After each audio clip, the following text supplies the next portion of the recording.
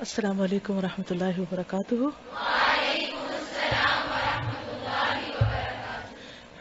نحمده ونصلی علی رسولہ الکریم، اما بعد فاعوذ باللہ من الشیطان الرجیم، بسم اللہ الرحمن الرحیم۔ رب اشرح لی صدری ویسر لی امری واحلل عقدۃ من لسانی یفقہوا قولی۔ تو آپ لوگوں نے سورۃ العنکبوت شروع کر لی، کیا سیکھا اس سے؟ کوئی ایک بات بتائیں گے؟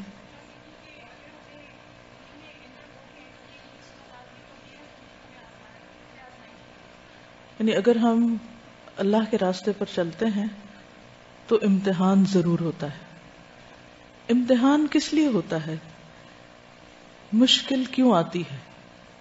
کیا انسان کو پریشان کرنے کے لیے، ستانے کے لیے، کیا جاننے کے لیے؟ اچھے اور برے کی پہچان کے لیے۔ دنیا کا کوئی بھی ٹیسٹ، کوئی بھی امتحان اسی مقصد کے لیے ہوتا ہے کہ لوگوں کو جانچا جا سکے کہ ان کا معیار کیا ہے، ان کے اندر کتنی سچائی ہے۔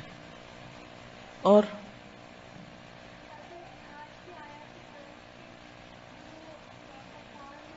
کفار جو ہے اس کا معنی بدل جائے گا۔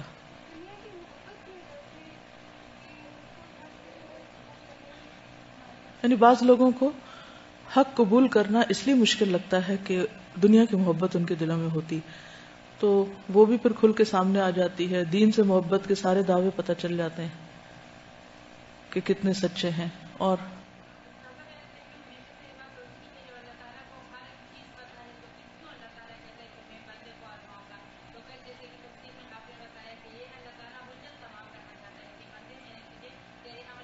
کیونکہ اللہ تو جانتا ہی ہے، لیکن لوگوں کو بھی پتہ چل جائے، دوسرے لوگ بھی گواہ بن جائے کہ کون کیا کرتا ہے، تو لوگوں کی گواہی امپورٹنٹ ہے۔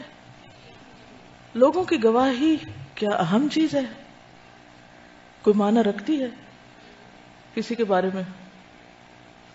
یس، ہم جو کچھ کرتے ہیں اس کے کچھ آثار مرتب ہوتے ہیں دوسروں پر، اس سے آپ کا ایک امپریشن بنتا ہے، آپ اس کی روشنی میں پہچانے جاتے ہیں۔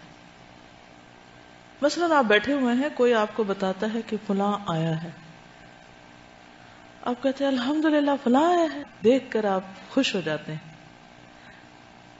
اچھا، اسی مجلس میں بیٹھے ہوئے ہیں، کوئی آ کے آپ کو کہتا ہے فلاں آیا ہے، کوئی اور آیا ہے، کہتے یا اللہ وہ پھر آ گیا۔ فرق کس چیز کا ہے؟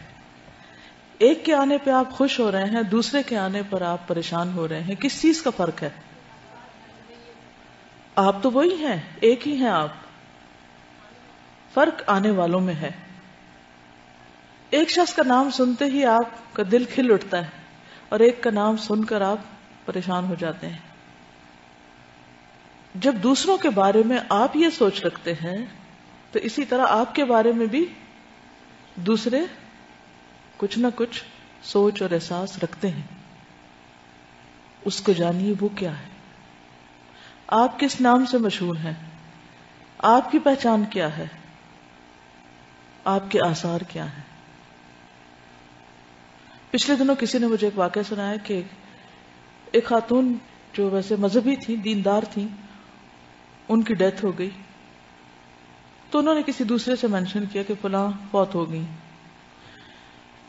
تو جن کو بتایا وہ کہنے لگی کہ ہاں ویسے تو وہ بہت اچھی تھی، دیندار تھی، لیکن انہوں نے ایک بار میرے ساتھ ایسا معاملہ کیا تھا جو مجھے آج تک نہیں بھولتا، وہ پین میرے اندر سے نہیں جاتی۔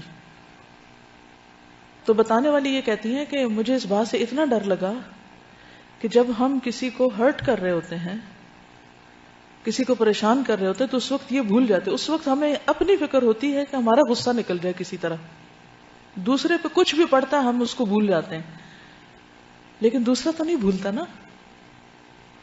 سوچئے مرنے کے بعد آپ کی پہچان کیا ہوگی؟ کیونکہ لوگوں کی جو گواہیاں ہیں وہ بھی انسان کے انجام اور انسان کی عاقبت میں ایک اہم کردار ادا کریں گی۔ آپ کے حق میں لوگوں کی اچھی گواہی گویا آپ کے حق میں ایک شفاعت ہے، سفارش ہے، اور بری گواہی آپ کے حق میں نقصان دہ ہے۔ بعض اوقات ہمارے دل میں کچھ ہوتا ہے، اوپر سے ہم کچھ اور کر رہے ہوتے ہیں، ہم سمجھتے ہیں دوسرے کو سمجھ نہیں آئی. کیا واقعی ایسا ہوتا ہے؟ آ رہی ہوتی ہے، ہم خود کو دھوکہ دے رہے ہوتے ہیں. تو پہلے بھی جو تقوی پہ بات ہوئی تھی، تقوی یہی ہے. تقوی نام ہے سیلف چیک کا، سیلف ڈسپلن کا، کہ آپ اپنے اوپر خود نظر رکھ کے خود اپنی نیت کا جائزہ لیں، اپنی سوچ کا جائزہ لیں، اپنے رویے کا، اپنے معاملے کا، اپنی اچھائی کا، اپنی برائی کا خود حساب کرنے لگے. کیا آپ کو لوگوں کی اچھائیاں برائیاں پتہ چلتی ہیں؟ کیا آپ کے پاس اتنی نظر ہے کہ اچھے اور برے کا فرق معلوم کر سکیں، اچھے برے کو پہچان سکیں جو کسی دوسرے کے اندر ہوتا ہے؟ اگر صرف اتنی سینس ہے تو پھر اتنی بھی تو ہونی چاہیے نا کہ اپنے اچھے برے کو بھی پہچان سکیں، یا نہیں؟ جو باتیں کسی کی ہمیں اچھی نہیں لگتی، تو اگر وہی کام ہم کریں گے تو کیا وہ دوسروں کو اچھا لگے گا؟ وہ بھی اچھا نہیں لگے گا. تو یہ تو ایک عام سا معیار ہے کہ جو چیز آپ کو پسند نہیں آپ دوسروں کو اس سے محفوظ رکھیں. اکیلے اکیلے رہنے میں، اکیلے اکیلے کام کرنے میں بعض اوقات اتنی مشکل نہیں ہوتی. مشکل ہوتی ہے ہمیشہ ٹیم ورک میں، اکٹھے کام کرنے میں، وہ زیادہ آزمائش ہیں. جیسے قرآن مجید میں آتا ہے وَجَعَلْنَا بَعْضَكُمْ لِبَعْضٍ فِتْنَةً، ہم نے تم میں سے بعض کو بعض کے لیے فتنہ بنا دیا. ایک اور جگہ پر آتا ہے بَعْضُكُمْ لِبَعْضٍ عَدُوٌّ، تم میں سے بعض بعض کے لیے دشمن ہے. اور یہ بعض جو ہیں یہ کہیں باہر کے لوگ نہیں، کیونکہ جب دشمن کا لفظ آتا ہے نا تو ہم وہ بڑی دور دور کے لوگوں کو اپنا دشمن سمجھتے ہیں. قرآن پاک میں تو اپنی اولاد کو بھی دشمن بتایا گیا، لیکن کبھی کسی نے سمجھا سوائے اس صورت کے کہ جب وہ ہمیں ستائیں پھر ہم کہتے ہیں یہ ہمارے ساتھ اچھا نہیں کر رہے. ادروائز ہم ان کو دشمن نہیں سمجھتے. ازواج اور اولاد دونوں کو قرآن نے دشمن بتایا، لیکن ساتھ ہی اس کے ہمیں احسان کا رویہ بھی اختیار کرنے کو کہا گیا، کیونکہ اللہ سبحانہ وتعالیٰ نے ان اللہ کتب الاحسان فی کل شیء، ہر چیز میں احسان لکھا ہے. احسان صرف نماز میں نہیں، احسان صرف صدقے میں نہیں، احسان ہر چیز میں. اور ہر چیز میں احسان کیا ہے، حتیٰ کہ جب تم جانور ذبح کرنے لگو تو اس پر بھی احسان کرو. چھری اس کے سامنے نہ رکھو، چھپا کے رکھو، ہاتھ ہلکا رکھو، اس کو تکلیف نہ ہونے دو، پیسفلی اسے ذبح کرو. تو ہر چیز میں احسان. اور اس لیول کو مینٹین کرنا ایک مشکل کام ہے، یہی امتحان ہے، یہی آزمائش ہے. اور ہم اس کا حل کیا سوچتے ہیں؟ لوگوں سے کٹ جانا، بول چال بند. لیکن پھر جب بول چال بند بھی کر دیں تو اپنے آپ سے تو نہیں ہم بھاگ سکتے، کہیں اندر کی گھٹن جلن شروع ہو جاتی. بہرحال آج میں آپ کے ساتھ ایک جاوید چودھری کا یہ آرٹیکل پڑھوں گی جو مجھے بہت پسند ہے. اس کا نام ہے اللہ کا ہاتھ. تو اس میں ایک سیکھنے کی بہت زبردست بات ہے. آرٹیکل اچھا ہے، غور و فکر کی دعوت دیتا ہے. بات میں کر رہی تھی کہ کچھ لوگوں کو مل کر خوشی ہوتی ہے اور کچھ لوگوں کو مل کر پریشانی ہوتی ہے. یہ لکھتے ہیں آج تک صرف 2 بندے ملے ہیں جن سے مل کر حقیقتاً خوشی ہوئی. کون ہے وہ 2 خوش نصیب جن سے مل کر حقیقتاً خوشی ہوئی؟ ایک صاحب کراچی سے تشریف لائے، بزنس مین تھے. انہوں نے کہا میں معمولی درجے کا کاروباری شخص ہوں، اپنی تمام ضروریات پوری کرنے کے بعد مجھے ہر مہینے 5,000 روپے بچ جاتے ہیں، میری سیونگ ہے.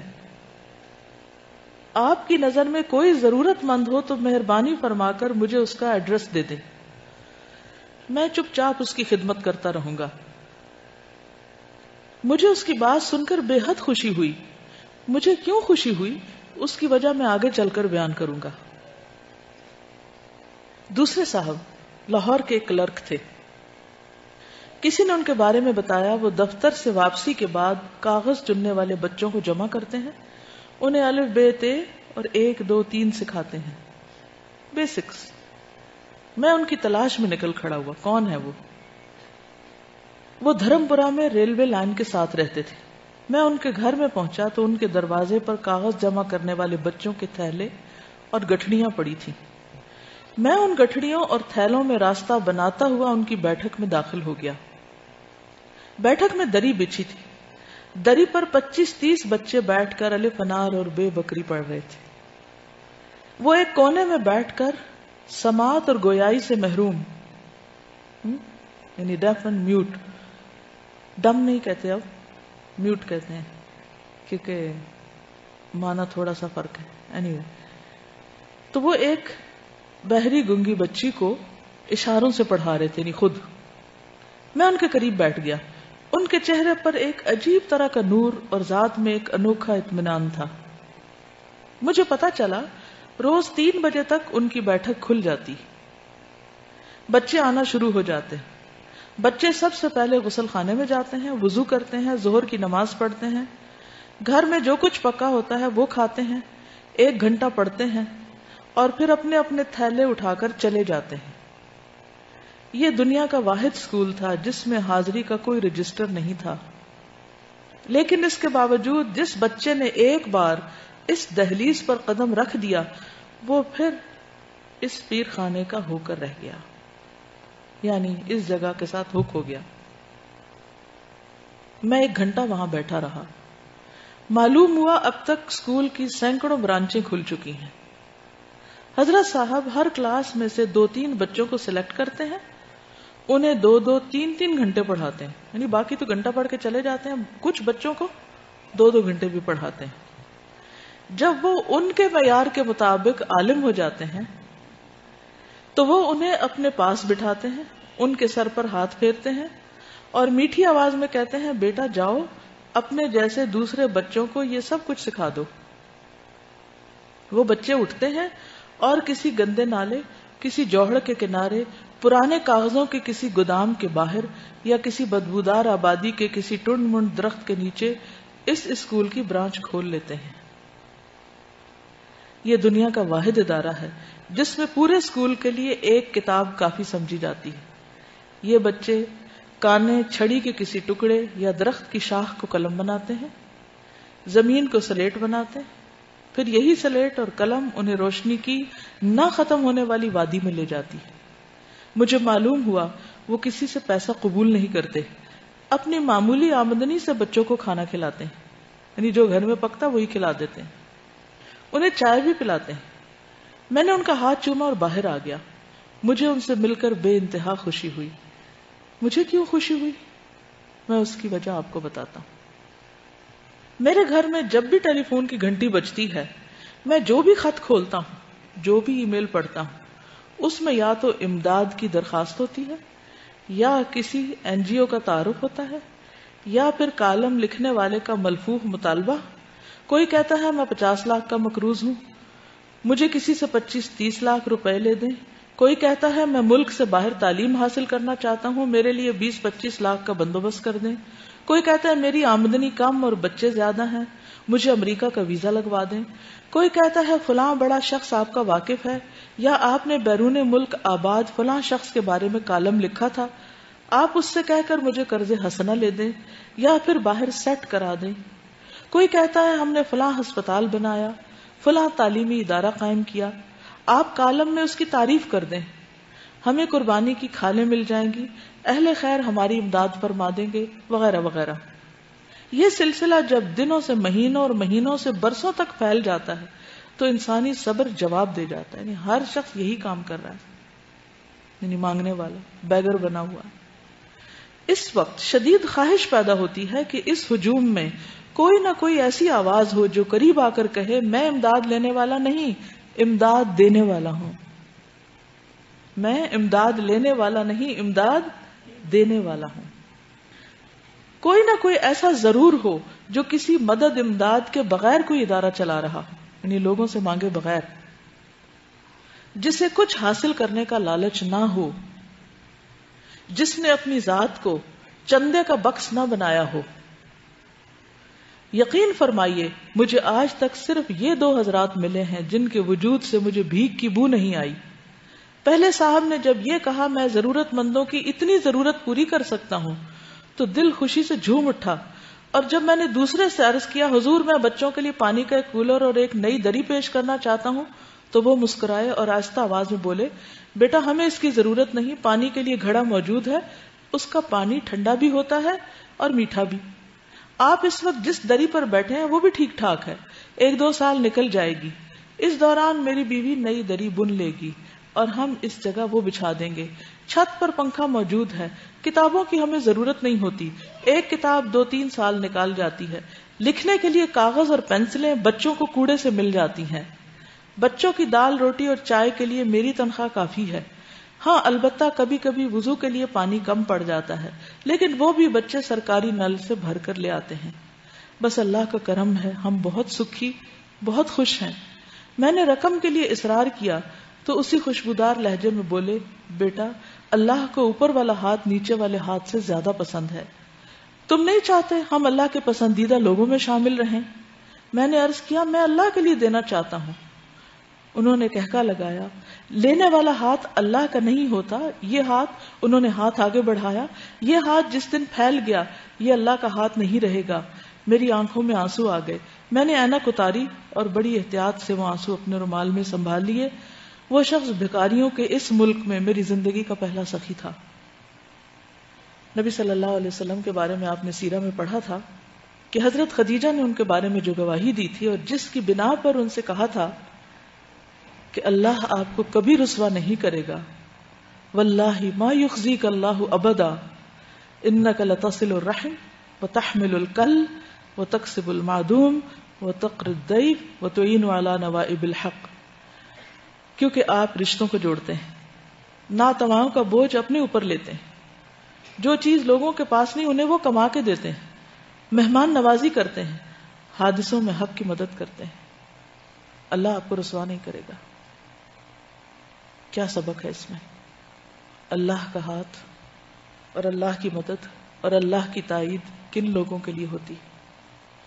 تو اس کردار کے اندر آپ کو عملی معنوں میں، خیالی اور کلامی اور باتوں میں نہیں، عملی شکل میں کیا نظر آتا ہے؟ ایک ایک لفظ چاہیے، صرف 1 یا 2 لفظ۔ خودداری لکھ لیجئے، کور ویلیوز ہیں نا جو یہاں سے نکلیں گی۔ توکل، خیر خواہی، قناعت، احساس ذمہ داری، حقوق العباد کا خیال خیر خواہی میں آ جاتا ہے، سیلف ہیلپ اور سیلف لیسنس، یس، بے غرض ہونا،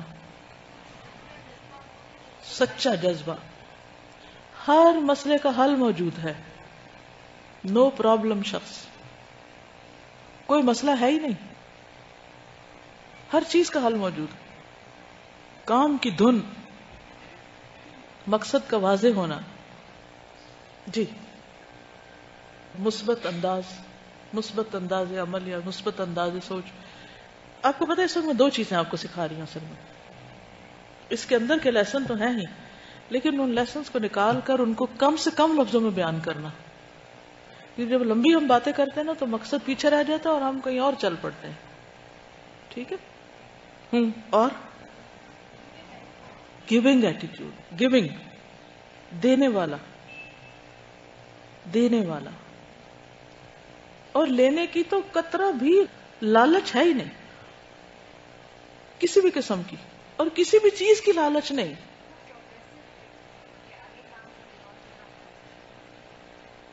ویژنری، پروگریسو، یہ نہیں کہا اچھا جو چند بچے آتے ہیں وہ آئے بیٹھے اور ایک روٹینی کام کیا اور بس کہا جی ہم تو بڑا کارنامہ کر رہے ہیں۔ کتنی زبردست حکمت ہے کہ ان بچوں میں سے جو قابل ہیں ان کو مزید توجہ دے کر آگے اوروں کی خدمت کے لیے تیار کرنا، با مقصد زندگی، اخلاص نیت، بندوں سے محبت کہہ سکتے ہیں، زبردست محبت بندوں سے نظر آتی۔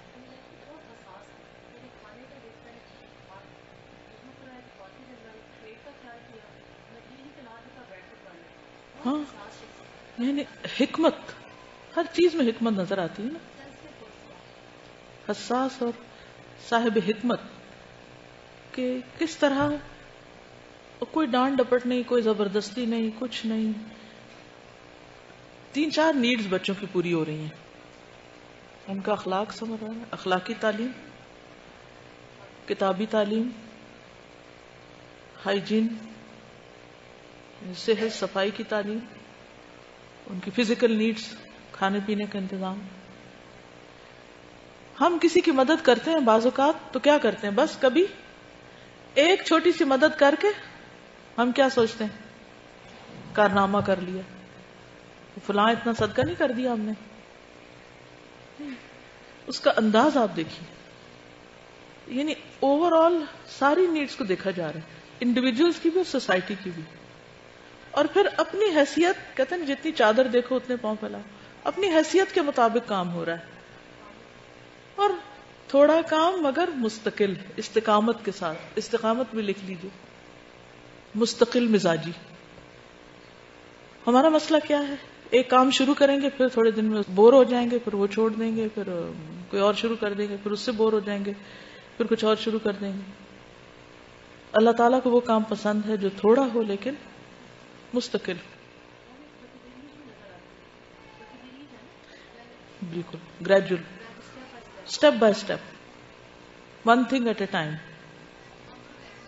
عاجزی، تواضع، بیر منیمم کے ساتھ گزارا، لو مینٹیننس. آج کل یہ ٹرم بہت عام ہے نا، فلاں شخص لو مینٹیننس ہے، فلاں چیز لو مینٹیننس، یہ ہاؤس لو مینٹیننس ہے، یہ ڈریس لو مینٹیننس ہے. یہاں آپ دیکھیے کہ ہر چیز لو مینٹیننس، کاسٹ افیکٹو.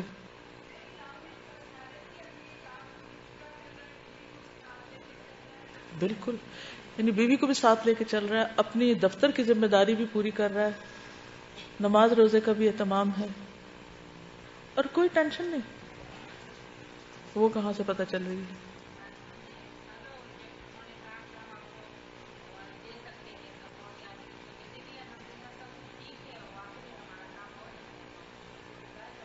یہ خودداری ہے، یہ شکر گزاری نہیں، یہ خودداری.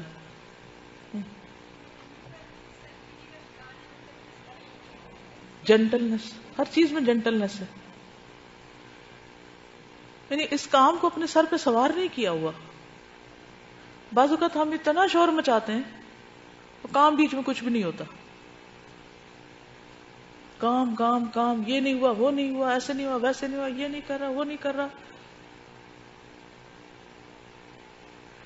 قرآن پاک کی وہ ایک مثال ہے کہ لا تکونوا کاللتی نقضت غزلها من بعد قوة انکاثا. پڑھ چکے ہیں آپ؟ کیا معنی ہے اس کا؟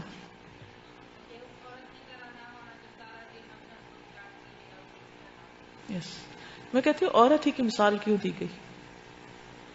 اس عورت کی طرح نہ ہو جانا جو اپنا سوت کاٹنے کے بعد خود اپنے ہاتھوں سے توڑ دیتی، ٹکڑے ٹکڑے کر دیتی.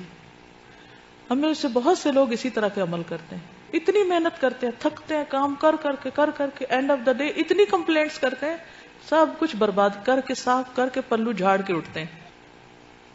اگر ہم تھوڑے کام ڈاؤن ہو جائیں نا، اللہ پہ بھروسہ کریں. اس دن جو میں نے بات کی تھی نا کہ اللہ سے مناجات کریں، جہاں رکاوٹ آئے، جہاں مشکل آئے، جہاں سمجھ نہ آئے، جہاں کوئی چیز ہوتی نظر نہ آئے، تو سب سے پہلے اپنے گناہوں کی معافی مانگے. یا اللہ، کوئی میری غلطی ہے جو رکاوٹ بنی ہوئی یہاں پر، میں قصوروار ہوں. لا الہ الا انت سبحانک انی کنت من الظالمین. اور پھر اس کے بعد اللہ سے دعائیں کریں کہ اللہ تیری رحمت سے ہی پار ہو سکتے، تیری دی ہوئی توفیق سے ہی آگے بڑھ سکتے ہیں. تو اس سے کیا ہوگا، سارا غرور تکبر نکل جائے گا جو کسی نہ کسی طرح شیطان ہمارے اندر ڈال دیتا ہے نا. اتنا کر لیا تم نے، ماشاء اللہ، تمہارے آنے سے تو پتہ نہیں اس کام کو 4 چاند لگ گئے، اور اتنی ترقی ہو گئی، اور اتنا کچھ کما لیا. ہم خود کو کریڈٹ دینے کے شوقین ہوتے ہیں نا، خود کو کریڈٹ دینے لگتے ہیں کہیں بھی جب ہمیں کوئی اچیومنٹ ہوتی، اور اللہ کا فضل بھول جاتے ہیں کہ اس نے چنا ہمیں اس کام کے لیے، اس نے ہمیں سمجھ دی، اس نے راستہ دکھایا، اس نے ہم سے کروایا. اسی لیے اکثر ایسے ہوتا ہے کہ جب ہم کسی چیز کو مینشن کرنے لگتے ہیں نا، وہیں رکاوٹ آ جاتی ہے، ادھر ہی رک جاتا ہے کام. اللہ تعالیٰ کہتے ہیں اچھا کر کے دکھاؤ، پھر اب تم سمجھتے تم نے کیا، کرو اور دیکھو کتنا ہوتا ہے. اور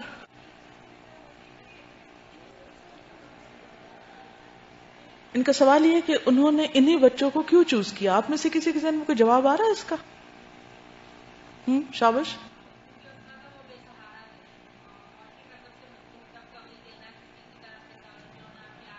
یعنی سب سے محروم طبقہ نا، جن کو کوئی پوچھتا ہی نہیں.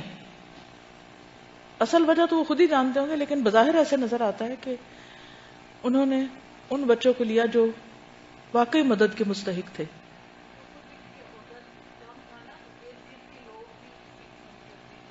ہاں، یا ارد گرد میں ہوں گے، یا کہیں سے آتے ہوں گے، یا ہر جگہ پائے جاتے ہیں، تو ہر آبادی میں ہوتے ہیں. نہ ان کی ایکسپیکٹیشن، نہ ان کی ایکسپیکٹیشن، نہ ان کی ان سے کوئی اور نہ ان کی ان سے. ہم کسی کے اوپر کوئی تھوڑا سا بھی احسان کر لیتے ہیں تو پھر اس سے توقعات رکھ بیٹھتے ہیں.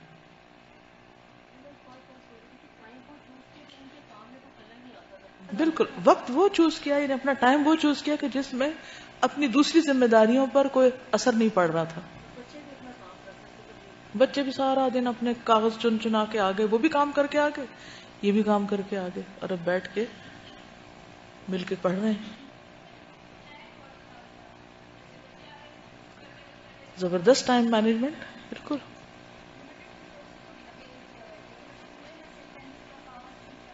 ہر چیز کا سولوشن موجود. اب اس کی روشنی میں سوچئے آپ کیا کر سکتے ہیں. بہت سی بچیاں شادی ہو جاتی ہے، گھروں میں جاتی ہیں، ظاہر ہے کہ ایک نیا خاندان ہوتا ہے، اس کی اپنی ایکسپیکٹیشنز ہوتی ہیں. وہ چاہتے ہیں کہ بچی ہمارے میں ایڈجسٹ ہو، ماحول کو سمجھے، خاندان کو سمجھے، رشتہ داروں کو سمجھے، اور اس کے ذہن پہ ایک ہی دھن سوار ہوتی ہے کہ جس ایک فارمل ماحول سے وہ تعلیم حاصل کر کے آئی ہے، اس طرح کا کوئی فارمل ماحول فوراً بنا لے اپنے گھر میں، یا کہیں آس پاس کوئی جاب کر لے، کچھ کر لے. پیشنیٹ ہوتی ہیں بچیاں، اور بعض اوقات خاندان، شوہر، بچے، زندگی، ہر چیز کو سیکریفائس کرنے لگتی ہیں. کس پر سیکریفائس کرنے لگتی؟ اپنی جاب پر، کیریئر پر، اور وہ بھول جاتی ہیں کہ اس وقت کی اب ریکوائرمنٹ کیا ہے. پھر شکایت کیا کرتی ہیں کہ ہمارے سسرال والے ہمیں کچھ کرنے نہیں دیتے. حالانکہ بات یہ نہیں ہوتی، صرف پرائرٹائز کرنے کی بات ہوتی. ایک وقت وہ ہوتا ہے کہ جب آپ شادی سے پہلے بالکل آزاد ہوتے ہیں، آپ جو جی چاہے کریں، اور ماں باپ تو بےچارے ہر چیز میں بچوں کو سپورٹ کرتے ہیں، سیدھی ہو، الٹی ہو، صحیح ہو، غلط ہو، وہ کہتے ہیں بس بچوں کی خواہشات ہم پوری کر دیں، جو وہ مانگتے ہیں، چاہتے ہیں. اکثریت 99% والدین کی ایسی ہوتی ہے کہ وہ خود بچوں کو چھری چاقو خرید دیتے ہیں جس سے وہ اپنے آپ کو مار ڈالیں.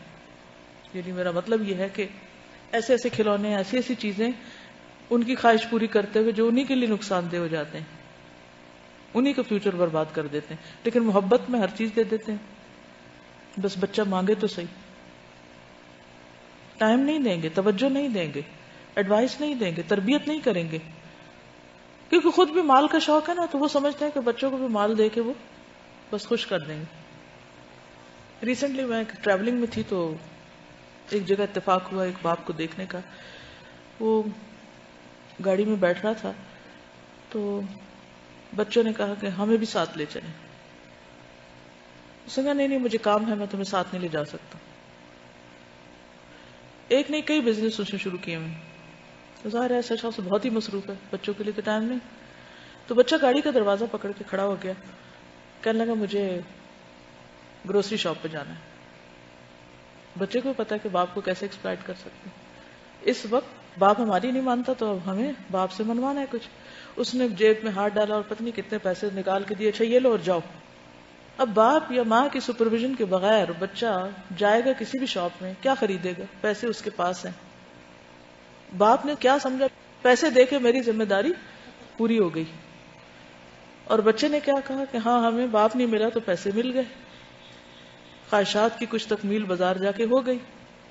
عموم بچوں کو بہت شوق ہوتا ہے نا، کچھ چاہیے نہ چاہیے بس وہ کہتے ہیں شاپس پہ چلیں بس کچھ نہ کچھ خرید لیں، چاہے لا کے اٹھا کے پھینکے، توڑیں، کچھ بھی. تو میں دیکھ کے مجھے یقین پریشانی ہوئی تھوڑی، اور بچوں پہ بھی رحم آیا، اور کہ کس طرح رہنمائی کی جائے لوگوں کی کہ ان بچوں کو صرف پیسے نہیں چاہیے، ان بچوں کو کچھ اور بھی چاہیے. باپ کا وقت چاہیے، باپ کی تربیت چاہیے، اس کی ایک باروب شخصیت چاہیے کہ جو ان کو سیدھا کرے. لیکن ہماری محبت چونکہ اپنی محبت مال سے زیادہ ہے، اس کے ساتھ اولاد سے بھی ہوتی ہے، تو وہ اسی کے اندر ہی ہم وہ اپنی ذمہ داری پوری کر دیتے ہیں. تو بات یہ ہے کہ ہمیں بعض اوقات گھر والے یہ منع نہیں کرتے کہ آپ دین کا کام نہ کریں، بس وہ یہ کہتے ہیں کہ اس طریقے پہ نہ کریں. تو جب بھی کوئی، جیسے مختلف جگہوں پہ میں ٹریول کرتی ہوں الحمدللہ، تو جو میرا سنتے ہیں تو پرانے اسٹوڈنٹس سالوں پرانے آ جاتے ہیں ملنے کے لیے. تو میں جب پوچھتی ہوں اچھا آپ کیا کر رہے ہیں، آپ کیا کر رہے ہیں، بعض لوگ تو ماشاءاللہ کچھ نہ کچھ کر رہے ہوتے ہیں، بعض اوقات اپنے بچے پال رہے ہیں، ان کی اچھی تربیت کر رہے ہیں، ان کے ساتھ اوروں کی بھی کر رہے ہیں، مختلف لوگ مختلف طرح کر رہے ہوتے ہیں. لیکن کچھ لوگ صرف کمپلینٹس کرتے ہیں، کوئی شوہر کی کر رہا ہے، کوئی ساس کی کر رہا ہے، کوئی ماحول کی کر رہا ہے، کوئی اس کی کوئی اس کی. تو میں ہمیشہ سوچتی ہوں کہ اگر ان کمپلینٹس کی بجائے ہم اسی اپنی محدود سی دنیا میں اپنی آزادی کو استعمال کر لیں، تو میں ہمیشہ 2-3 چیزیں سجیسٹ کرتی ہوں. ایک یہ کرتی ہوں کہ دیکھیں آپ جس گھر میں رہ رہی ہیں نا، وہاں بھی تو کوئی بچے ہوں گے، اس گلی محلے میں کوئی بچے ہوں گے، ان کو اکٹھا کر لیں، ان کو کچھ سکھا دیں. آپ کے گھر میں ٹیلی فون ہوگا، آپ کے پاس انٹرنیٹ ہوگا، اس کے ذریعے کسی کو کچھ سنا دیں. آپ کوئی نہ کوئی دعوت، شادی، پارٹی پہ جاتی ہوں گی، کوئی آپ کے گھر آتا ہوگا، ان کے ساتھ آپ بات چیت کر لیں. کیونکہ اگر جذبہ سچا ہو تو رستے بے شمار ہیں نیکی پھیلانے کے، بے شمار. اور ہر بندے کے اندر اتنی خیر ہوتی ہے کہ وہ نیکی میں کہیں نہ کہیں تعاون کرنا چاہتا ہے، بشرطے کہ اس کو پہلے ہمارا تعاون مل جائے. ٹھیک ہے نا، اس کو ہمارا تعاون مل جائے، ہم سے وہ محفوظ ہو جائے، پرامن ہو جائے. کیونکہ ہم لوگوں کو اپنے سے انسیکیور کر دیتے ہیں، پھر وہ ہمیں دوسری طرح سے روکنے کی کوشش کرتے ہیں. جب ان کا پیٹ بھر جائے گا نا، تو پھر آپ باقی جس کو مرضی کھلائیں، کچھ نہیں ہوتا، پھر نہیں وہ منع کریں گے، کیونکہ اب انہیں نہیں کھانا. اور ہر بندے کی ایک ہرس کی لمٹ ہے نا. تو محسوس کریں کہ دوسرے کیا چاہتے ہیں آپ سے، وہ دے کر باقی پھر اللہ کے راستے میں دیں. چاہے ٹائم ہو، چاہے کھانا ہو، چاہے علم ہو، کوئی بھی چیز ہو. گھر سے شروع کریں، قریب والوں سے شروع کریں. نبی صلی اللہ علیہ وسلم نے اسی طرح شروع کیا تھا. اور ہاں، اگر اللہ موقع دے اس سے آگے جانے کا تو ضرور جہاں تک جا سکتے ہیں. ابھی میں جب گئی ہوئی تھی نا مکہ مدینہ، تو مدینہ میں ایک گروپ الحمدللہ بہت اچھی خواتین کا مجھ سے ملنے کے لیے آیا. کچھ ان میں سے الہدا سے پڑھی ہوئی تھیں، کچھ پڑھ رہی ہیں، کچھ کسی نہ کسی طرح، بہرحال. اور ماشاءاللہ مختلف طریقوں سے بہت کچھ کر بھی رہی ہیں. تو انہوں نے مجھ سے کہا کہ آپ نے اتنا بڑا کام کیسے کیا؟ میں نے کہا میں نے تو کچھ نہیں کیا. آپ اس کو بڑا کہتے ہیں، میرے نزدیک تو یہ بڑا نہیں ہے. لیکن کہنے لگے کہ اچھا ہمیں آپ کو طریقہ بتائیں کہ ہم کیا کیا کریں، کیا کریں، لوگوں کو بلائیں کیسے، لوگ آتے نہیں. میں نے کہا مثلاً آپ مسجد میں آتی ہیں روز، یا آ سکتی ہیں مسجد نبوی میں، یا کہیں بھی جہاں بھی کہیں آپ جاتے ہیں، کسی گیدرنگ، کسی پارٹی میں آپ لوگوں کے پاس بیٹھتے ہیں، تو آپ ان سے پوچھا کریں کہ آپ نے قرآن پاک پڑھا ہوا ہے، تو آپ کی تجوید کیسی ہے، میں آپ کی ہیلپ کروں، میں تیار ہوں آپ کو سکھانے کے لیے. کون ہوگا جو کہے گا کہ نہیں مجھے تو نہیں سیکھنا، نہ آپ میری ہیلپ کریں. ہر بندے کو اپنی سروسز آفر کریں، آگے بڑھیں کہ میں آپ کے کس کام آ سکتا ہوں. اچھا اس کے برعکس ہمارا ایٹیٹیوڈ کیا ہے کام آنے کی بات جہاں تک ہے. اگر مثال کے طور پر کوئی مثلا یہ گلاس یہاں رکھا ہوا ہے اور میں یہاں تک نہیں پہنچ سکتی، میں کسی سے کہتی ہوں ذرا یہ گلاس ادھر کر دیں، تو مجھے یوں دیکھتا، خود نہیں اٹھا سکتے. اکثریت ہم ایسے ہی کرتے ہیں نا. مثلا نیچے کیفیٹیریا میں آپ لوگ جاتے ہوں گے، کھانا کھاتے ہوں گے، اور برتن لگاتے ہیں، اٹھاتے ہیں، کوئی ڈش آگے پیچھے پاس کرتے ہوں گے. کتنے لوگ ہیں جو خوشی سے کرتے ہوں گے، خوشی سے، کہ شکر ہے کسی نے مجھ سے مانگا تو میں اس کے کام آئی اور مدد کر کے آئی آج کسی کی. اکثریت تو اگر کوئی چھوٹی سی بھی مدد مانگ بیٹھے، اول تو تیار نہیں کرنے کا، اور اگر وہ کر بھی لیں تو کیا کرتے ہیں پھر؟ احسان جتا کے کرتے ہیں مدد، جو وہیں ضائع ہو جاتی. کیا میں سمجھا پائی اپنی بات؟ تو مدد کے لیے خود کو آفر کریں. مثلا اگر یہ چادر بچھانے والی ہے یا اٹھانے والی ہے تو بہت سے لوگ جلدی باہر نکلنے کی کوشش کریں گے کہ اگر میں پیچھے رہ گئی تو میرا ذمہ لگ جائے گا چادر اٹھانے کا، تو بہتر پہلے ہی جان چھڑا کے بھاگ جاؤ، یہ کرسی ادھر سے ادھر نہ رکھنی پڑے، کام دیکھا اور آنکھیں بند کر لی اور چل پڑے، گویا میں نے دیکھا ہی نہیں۔ اور کچھ لوگ ہوتے ہیں جن کی نظریں تلاش کرتی ہیں، اچھا یہ چیز ایسے ہے میں اس کو یہاں سے یوں ٹھیک کر دوں، یہ ایسے ہے میں اس کو اس طرح مدد دے دوں۔ کون کس چیز کا مددگار ہے کہ میں اس کی مدد کروں؟ کوئی دکھی ہے، تکلیف میں ہے، پریشان ہے، ہاؤ کین آئی ہیلپ؟ جب یہ نظر پیدا ہو جائے نا تو اللہ تعالیٰ کام بھی لے لیتا ہے اور مشکل نہیں ہوتی۔ کام کرنے میں مشکل نہیں ہے، مشکل اندر ہے، رکاوٹ ادھر ہے۔ کوئی اور اپنا پلان بتائے، کیا سوچ رہے ہیں؟ جی فرمائیے۔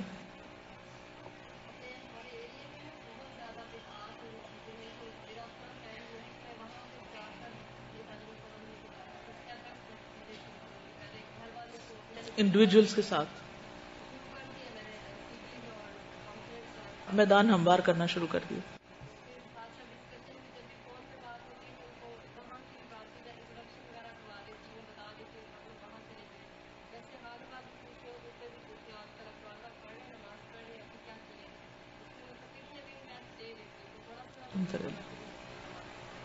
اچھا ایک اور بات، یہ ہم برانچ کھولتے بھی ہیں تو پھر کیا کرتے ہیں، یہ بھی میں نے ایک رویہ دیکھا ہے، پہلے اپنی ضروریات کی ایک لمبی لسٹ بھیج دیتے ہیں، ہمیں کرسیاں لے دیں، ہمیں ایئر کنڈیشنر لے دیں، ہمیں کارپیٹ لے دیں، ہمیں فلان لے دیں، ہمیں اس جگہ کا رینٹ دے دیں، ہماری تنخواہ دے دیں، ہم ایسا کریں ویسا کریں۔ اب آپ خود سوچیں کہ اگر 1000 لڑکیاں اگر سال کی نکلتی ہیں اور 1000 لڑکیاں یہ مطالبہ شروع کر دیں، چلو اس میں سے 500 بھی کریں۔ آپ کو یہاں کی پالیسی تو پتہ ہے، یہاں فنڈز مانگے نہیں جاتے لوگوں سے، جو اپنی خوشی سے خود آ کے کچھ کرنا چاہتا ہے تو انکار بھی نہیں کیا جاتا، کیونکہ اگر انکار کر دیا جائے گا تو لوگوں کو نیکی کا موقع نہیں ملے گا۔ کچھ خود آ کے کام کرنا چاہتے ہیں، کچھ مال سے کرنا چاہتے ہیں، کچھ کسی طرح، ٹھیک ہے ان کی خوشی۔ لیکن جب انسان مانگنا شروع کر دیتا ہے تو فقر کا دروازہ کھل جاتا ہے۔ تو بیئر منیمم سے جب آپ شروع کرتے ہیں، یہ کچھ نہیں، مثلا جب الہدا اسٹیبلش ہوا تو بالکل فرسٹ ٹائم جب ہم نے شروع کیا تھا تو ہمارے پاس کارپیٹ خریدنے کے لیے پیسے نہیں تھے، ہمارے پاس کرسیاں خریدنے کے لیے پیسے نہیں تھے، تو پھر کیا ہوا، کوئی کچھ لے آیا، کوئی کچھ لے آیا، کوئی کچھ لے آیا۔ اور آپ کو پتا کہ ہم سپارے یہ کتابیں بیچتے نہیں تھے۔ ایک خاتون سپارے لے آئی اور میں نے ایک ڈبہ رکھ دیا، میں نے کہا کہ اس کی قیمت شاید 5 روپے ہے، اس وقت 5 روپے ہوتی تھی ایک پارے کی قیمت، مجھے یہی یاد پڑتا ہے 94 میں۔ تو میں نے کہا کہ یہ ہم آپ پر اعتماد کر کے آپ کو پارے دے رہے ہیں اور یہ 5 روپے آپ اس ڈبے میں ڈال دیں۔ جب ڈبہ ہم نے کھولا تو وہ اس سے زیادہ پیسے تھے جتنے کے سپارے آئے تھے، اس سے ہم نے اگلے پارے خرید لیے، پھر یہی کیا۔ اب کیا ہوتا ہے، لوگ اپنی فیس بھی جو ان پہ قرض ہوتی ہے وہ بھی ٹائم پہ نہیں دیتے۔ کہاں ایک وقت یہ تھا کہ صرف کہا جا رہا ہے کہ یہ آپ لے لیں اور یہ آپ کی ذمہ داری ہے پوری کر لیں تاکہ کام چلتا رہے۔ تو جن لوگوں کے اخلاق یہ ہوتے ہیں کہ وہ حق ادا کرنے میں تو بہت ہی آگے ہوتے ہیں، فرض پورا کرنے میں تو چوکتے ہی نہیں، بھولتے ہی نہیں، ہاں نفل کے بھی شوقین ہوتے ہیں کہ حق سے زیادہ دینے والے ہوتے ہیں۔ جو اپنے حق سے زیادہ دیتے ہیں، اپنے حق سے زیادہ جو دیتے ہیں، تو آپ کا کیا خیال ہے کہ اللہ ان کے اس عمل میں کئی گنا زیادہ بڑھا چڑھا کے نہیں دیتا؟ یوں یہ کام پھیلتا ہے، یوں اس کام میں برکت ہوئی ہے۔ میں سمجھتی ہوں ان لوگوں کی وجہ سے یہ ساری برکت ہوئی ہے کہ جو انتہائی سنسیئر اور مخلص ہو کر اس ادارے میں آئے ہیں، وہ لینے کی کوئی نیت اور لالچ نہیں رکھتے، ہاں جہاں موقع ملے دینے کی کوشش ضرور کرتے ہیں، کہیں بھی کسی بھی طرح۔ تو یہ جو برکت کا ایلیمنٹ ہے نا کسی بھی کام میں، یہ جو یہاں بھی اس شخص کے بھی کام میں برکت نظر آتی ہے، وہ اسی وجہ سے ہے کہ اس کا اپنا ایک سیلف لیسنس، اسے کوئی نام نہیں چاہیے، نو نیم نو فیم، کچھ نہیں۔ اس کو جو ایک سکون اور اطمینان اور خوشی نصیب ہو رہی ہے وہ اس کا ریوارڈ ہے، انسٹنٹ ریوارڈ۔ ہم سکون کی تلاش میں ہوتے ہیں، ہم سکون آور دوائیاں خریدتے ہیں، ہم سکون چاہتے ہیں، لیکن سکون ہمیشہ دینے سے ملتا ہے۔ خدمت سے ملتا ہے، بے غرضی اور اخلاص سے ملتا ہے.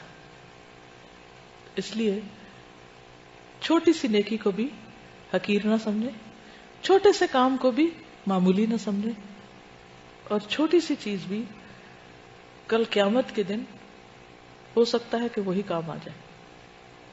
تو اس پر بھی جتنا ہم اللہ کا شکر ادا کریں اتنا ہی کم ہے کہ اس نے ہمارے لیے نیکی کے مواقع رکھے ہیں، جگہ رکھی ہیں.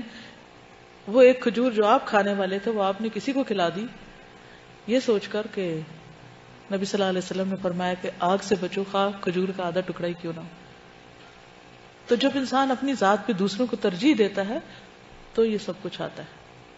تو اس لیے اللہ کے فضل اور رحمت پر نظر رکھیں. جتنی بڑی کسی کی قربانی ہوتی ہے اتنا بڑا اس کا اجر ہوتا ہے، اور یہ سب اخلاص کے ساتھ آتا ہے. لالچ کے ساتھ کچھ بھی نہیں ملتا، پہلا بھی جاتا ہے.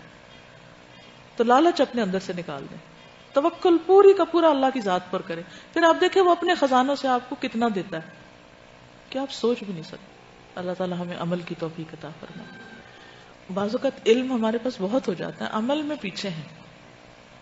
جو میری تڑپ ہے وہ یہ کہ ہم عمل میں آگے ہو جائیں. ٹھیک، اوکے. سبحانک اللہم و بحمدک نشہد ان لا الہ الا انت نستغفرک و نتوب الیک. السلام علیکم و رحمۃ اللہ وبرکاتہ.